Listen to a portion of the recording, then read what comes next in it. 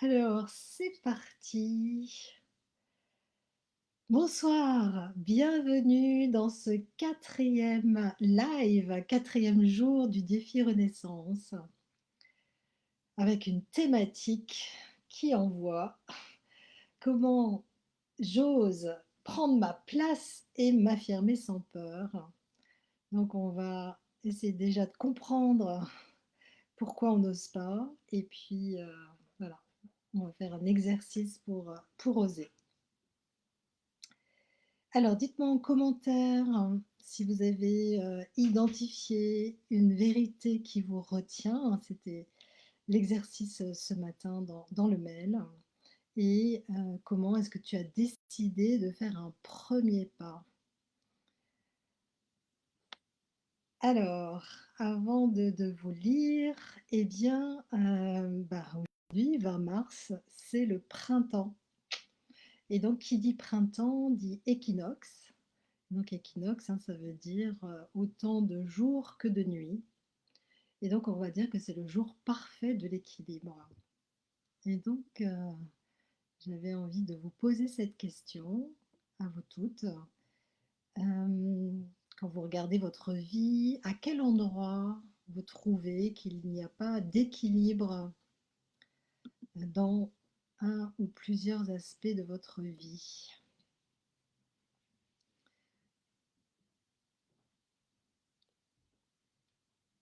Alors, où est-ce que ça n'est pas équilibré de votre point de vue, dans la manière dont vous vivez les choses? Donc, ce qui est intéressant dans cette question d'équilibre, en fait, c'est qu'on pourrait penser que l'équilibre, c'est comme une stagnation. Si c'est en équilibre, c'est que ça ne bouge pas. Donc, l'équilibre, en fait, c'est exactement le contraire. Si on pense à la marche, en fait, on est équilibré quand on marche, mais on est systématiquement déséquilibré pour se rééquilibrer. Donc finalement, l'équilibre dans notre vie, c'est une succession de déséquilibres pour retomber sur nos pattes. Donc c'est pour ça que c'est intéressant de regarder en fait, de ne pas confondre dans certains aspects de votre vie ce qui vous diriez ah bah oui c'est équilibré, ça bouge pas. Donc ce qui serait comme de la stagnation, comme de la cristallisation, comme euh, je dirais presque du formol, voilà. Euh, Parce que si l'aspect de votre vie est équilibré, alors il y a du mouvement dans cet aspect-là. Donc parfois, on pourrait avoir tendance en fait à le confondre. Et je trouve que c'est intéressant en fait de regarder ça parce qu'en fait, trouver l'équilibre dans sa vie ou trouver l'équilibre dans une partie de sa vie, eh bien ça veut dire oser bouger. Et c'est vraiment la thématique d'aujourd'hui. Donc, se dire, mais pourquoi finalement c'est si difficile en fait de bouger? Pourquoi c'est si difficile de s'affirmer? Pourquoi c'est si difficile en fait d'oser? Donc, voilà, dans certains aspects de notre vie, en fait, on hésite, on se censure, on se retient, on n'ose pas. Donc, voilà, comme ça, ce qui nous vient spontanément à l'esprit, c'est que la première raison, c'est évidemment un conditionnement social. Euh, Surtout pour nous, les femmes, en fait, hein, quand on était petite fille, on a certainement entendu que ben voilà, une petite fille, ça ne doit pas déranger, ça ne doit pas faire de bruit, ça doit rester à sa place, ça doit être gentil, ça doit être discrète. Ça vous parle? Voilà, donc on ne doit pas faire de vagues. Et donc, à force de l'avoir entendu, on l'a intégré. Et donc, comme on l'a intégré, pour nous, c'est une vérité. Et donc, c'était le sujet d'hier soir. Ces vérités sont devenues nos croyances et sont devenues en fait notre cadre de référence. Donc, quand on a des croyances de cette nature-là, être gentil, pas faire de vagues, être discrète, eh bien, ça donne des choses, des croyances de ce type-là. Ah là là, mais si je prends trop de place, je fais des exemples, eh bien, je vais déranger. Où je dis, bah, si je dis ce que je pense, eh bien, on va me juger. Si je refuse, bah, on va penser que je suis égoïste. Donc la question, hein, à se poser quand on a ces croyances-là, c'est: «Est-ce que c'est vrai? Est-ce que c'est vrai de penser ça?» Bah non. S'affirmer, ça ne veut pas dire, s'écraser, c'est s'affirmer, c'est exister pleinement, être soi, avec respect et justesse. Donc c'est là qu'arrive en fait la deuxième raison pour laquelle, on ne bouge pas, c'est justement la peur du rejet, la peur du conflit. Donc les neurosciences en fait, hein, nous montrent que, le cerveau perçoit le rejet social, à la comme une douleur, une douleur réelle. Donc il y a, donc une femme qui s'appelle Naomi Eisenberger, à l'université de Caroline, hein, qui a démontré que le rejet active la même zone du cerveau que la douleur physique. Donc cela explique vraiment pourquoi on évite instinctivement de nous sentir rejetés. Donc on évite de parler parce que sinon on va être critiqué, donc se sentir rejeté. On évite de dire non parce que on va peut-être moins m'aimer si je ne fais pas ce qu'on me demande. On évite de poser des limites parce que sinon on va peut-être créer un conflit. Donc vous voyez en fait que tout ça, ça nous met dans des situations d'évitement. Mais en vérité, en fait, ce sont les personnes qui posent leurs limites, qui les affirment, qui se font le plus respecter. Est-ce que vous avez déjà constaté ça?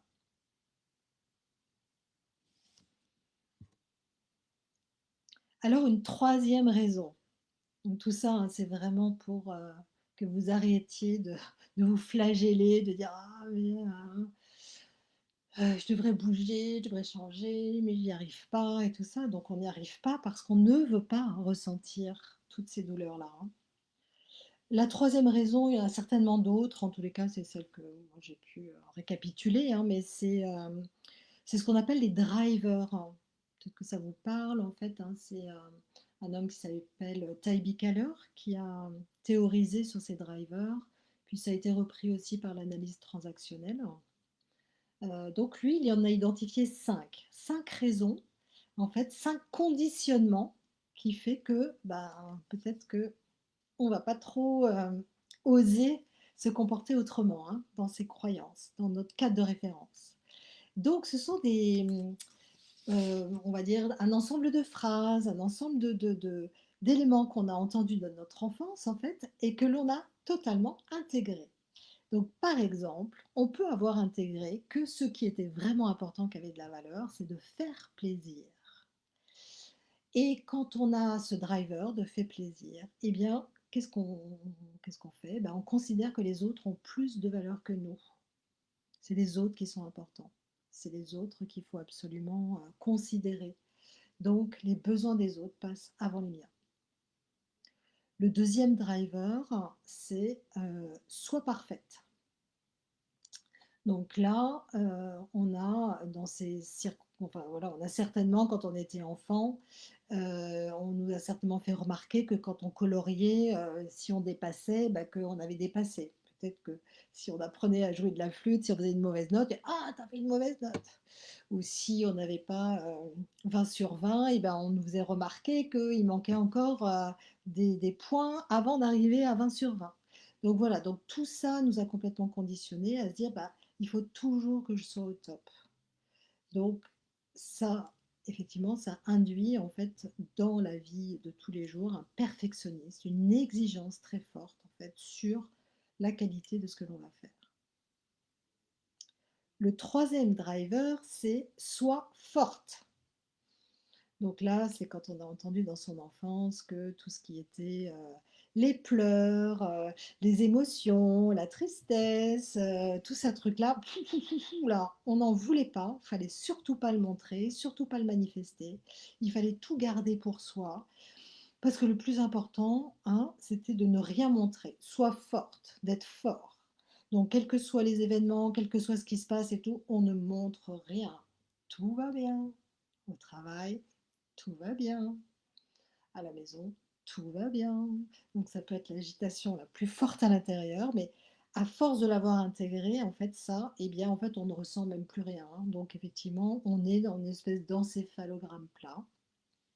Je suis forte, je suis résiliente. Donc là, c'est effectivement une difficulté à pouvoir exprimer ses émotions et à vouloir, en tous les cas, toujours montrer que tout va bien. Le quatrième driver, c'est fait des efforts. Donc là, quand on a intégré ça, c'est que certainement on a vu les gens qui trimaient, ça pouvait être nos parents, qui avaient peut-être une valeur travail très forte et qui travaillaient longtemps, beaucoup, euh, et que ce qui avait de l'importance, ce qui avait de la valeur, c'est justement les efforts que l'on fournissait pour obtenir quelque chose. Et que si pour obtenir quelque chose, il n'y avait pas d'effort, eh bien ça n'avait pas de valeur. Donc, un des travers, en fait, d'avoir ce driver-là, c'est que eh bien, la facilité est reniée. Si les choses, je les fais facilement parce que j'ai du talent, parce que pour moi, j'adore faire ça, eh bien, je vais renier ça parce que justement, comme j'en baffe pas pour faire un truc, eh bien, ça n'a pas de valeur. Donc, mon talent, il n'a pas de valeur. Donc, je vais avoir du mal à reconnaître mon talent. Et le quatrième driver, c'est dépêche-toi. Donc, tout petit, on a dit ah, dépêche-toi, on va être en retard à l'école, dépêche-toi de faire ton sac, dépêche-toi de faire tes devoirs, dépêche-toi de venir manger, dépêche-toi de manger, dépêche-toi de partir. Voilà, donc là, du coup, la valeur temps, elle prend toute l'importance. On ne doit surtout pas gaspiller son temps. Et donc, ça amène un comportement du style, ah bah, je fais 15 000 choses en même temps parce qu'il ne faut pas gâcher, il ne faut surtout pas se reposer, être tout là comme ça dans un canapé à ne rien faire, bah, certainement pas, hein, je perds du temps. Peut-être je vais raccourcir mes nuits parce que ah bah, il ne faut pas perdre de temps. Et donc là, on est dans une course sempiternelle en fait contre le temps parce que bah, le temps, c'est très, très, très important et on ne le gâche pas. Alors, dites-moi à quoi vous pensez et quel est le driver qui résonne le plus pour vous. Est-ce que vous en avez identifié un? Parfois, certaines me disent ah oui, mais moi j'ai ça et ça et ça. Alors, c'est possible hein, d'en avoir plusieurs, donc voilà, bah, c'est plus difficile quand on en a plusieurs. Donc là, tout simplement, déjà d'en prendre conscience, c'est déjà la première chose. Donc, dès que vous mettez de la lumière sur ces mécanismes-là, déjà ça va mieux. Et puis, bah, vous avez appris hier, en fait, hein, à trouver vos antidotes. Donc, trouver les antidotes au driver que vous avez. Si c'est celui de dépêche-toi, qu'est-ce que je pourrais me dire? Je pourrais me dire, oh, c'est bon de prendre son temps. Ça fait du bien de prendre son temps. C'est important pour moi aussi de prendre mon temps. Voilà, vous voyez, des choses comme ça. Je pense que vous aurez plein plein d'idées pour faire vos antidotes au driver que vous avez. Alors, c'est le moment de l'exercice. Eh bien, je voulais vous proposer un exercice d'affirmation de soi moi j'aime bien passer par le corps hein, parce que c'est lui en fait qui va vous permettre d'ancrer beaucoup plus, hein. Là en fait, j'ai nourri votre cerveau avec quelques connaissances, donc voilà, ça fait du bien, ça stimule. Mais pour que activer du changement, activer une façon différente de faire, il faut passer par le corps. Donc là, la PNL, elle est très bien. Et puis donc, j'ai fait un mixte en fait avec la PNL et Amicudi. On avait vu ça en fait, je crois que c'était le troisième jour, quand, pour s'affirmer, pour reprendre confiance en soi, à quel point en fait le corps peut redonner aussi des super, super informations à votre cerveau. Donc ça va être, le mix des 2. Donc je vais vous inviter en fait, donc je vais vous guider, donc vous avez juste à vous laisser porter en fait par ma guidance pour cet exercice. Alors, je vous invite en fait à vous lever et vous allez prendre la position de Wonder Woman. Vous vous souvenez là, on se met comme ça, debout, vous avez les jambes un peu écartées, et là vous êtes la femme la plus extraordinaire, vous êtes la femme la plus forte et la femme la plus confiante en elle qui existe. Donc rien que de penser ça, eh bien il y a votre thorax qui se bombe, vous vous redressez. Oh là là, vous avez une respiration profonde qui arrive lorsque vous êtes tellement bien ancré dans le sol. Donc prenez 3 grandes inspires. Donc on inspire par le nez toujours. Et vous soufflez tranquillement.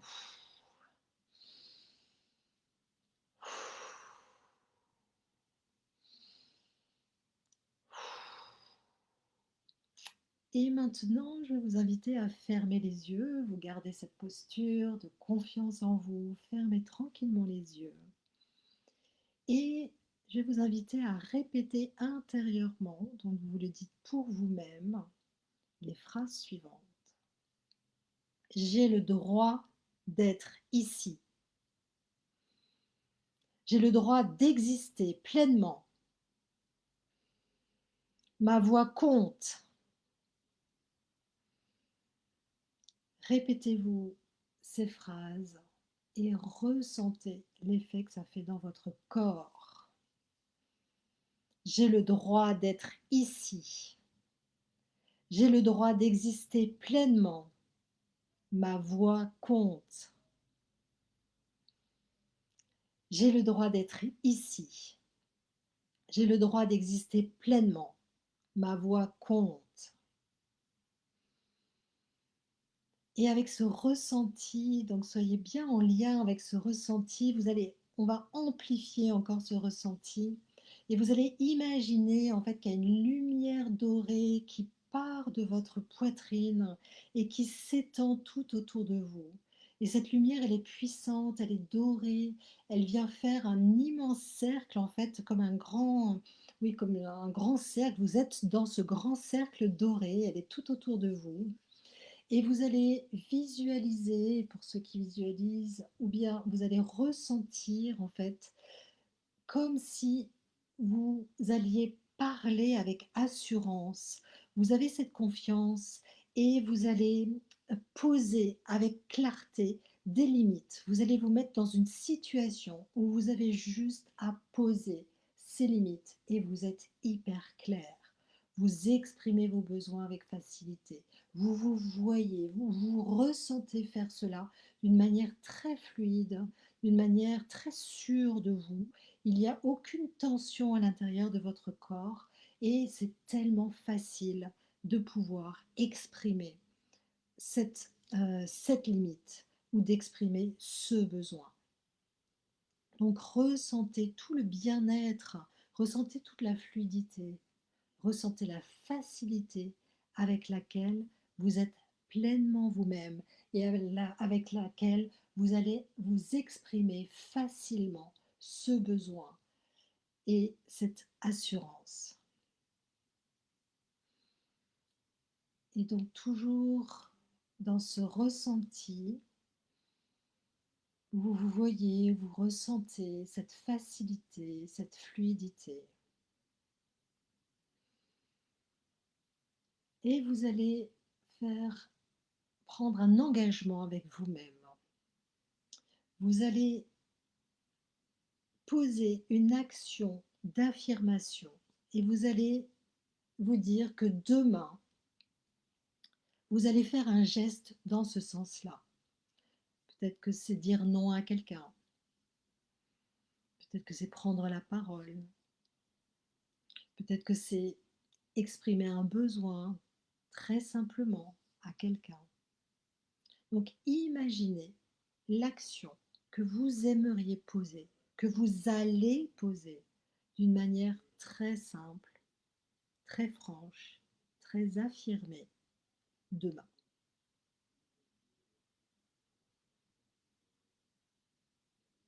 Donc vous vous imaginez faire cela et goûter à quel point vous avez retrouvé de l'aisance pour le faire.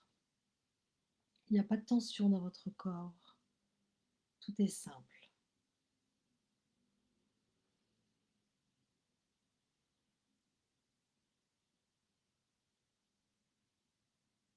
Voilà.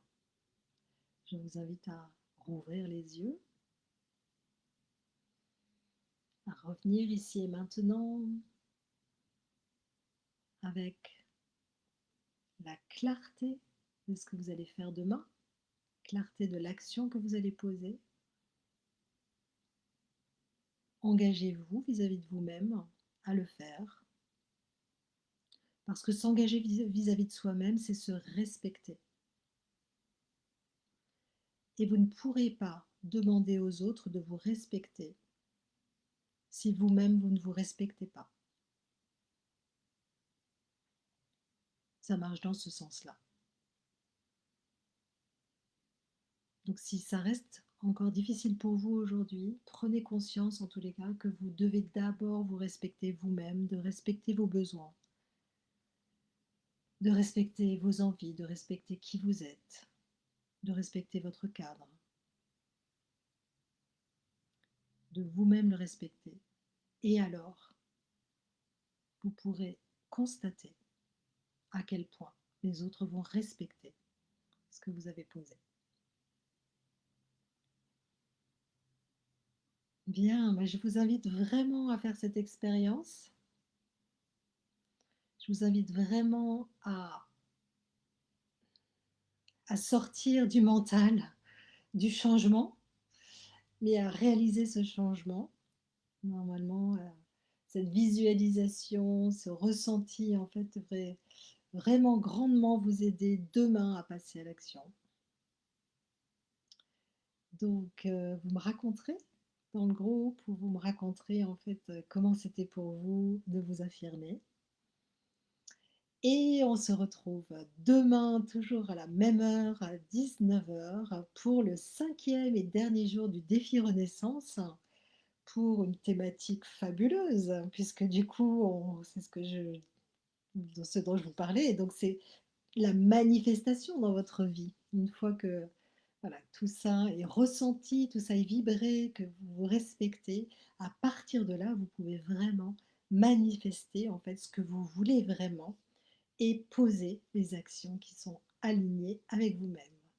Donc, vous recevrez ce mail demain matin avec une proposition d'action et on en reparle le soir.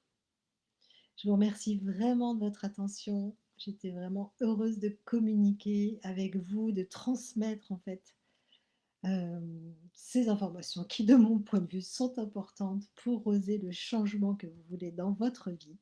Et je vous dis à demain.